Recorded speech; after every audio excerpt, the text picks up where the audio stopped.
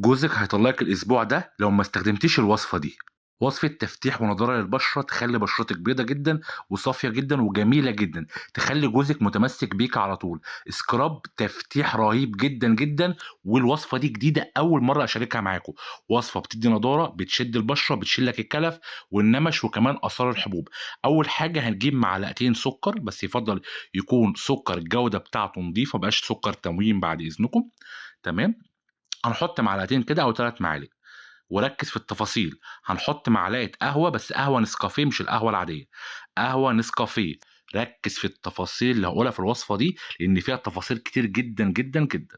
هنحط عليها بعد كده معلقة عسل، أوكي، عسل نحل، عسل نحل، لسه في تفاصيل كتير اصبر، اصبر عشان الوصفة فعلًا جامدة جدًا، جدًا، بتخلّي بشرتك حلوة أوي.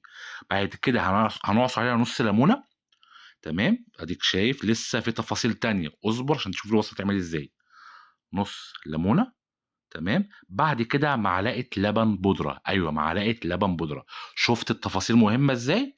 هتقلّب بقى كل ده كده مع بعضه، وهتسيبه شوية بس حاول تقلّبه حبّة حلوين، لغاية لمّا يبقى ده القوام بتاعه، بعد كده تعمل سكراب هتعمله مرتين في الأسبوع، عايز أقول لك هيخلّي بشرتك دي جامدة جدًا، جدًا، جدًا، هتعمل سكراب لمدة 3 دقايق، بعد كده تغسل وشّك بمَيّة دافية، بعد كده هتمشي بمكعب تلج على بشرتك، بس كده، وصفة جميلة جدًا، يالّا روح اعملها.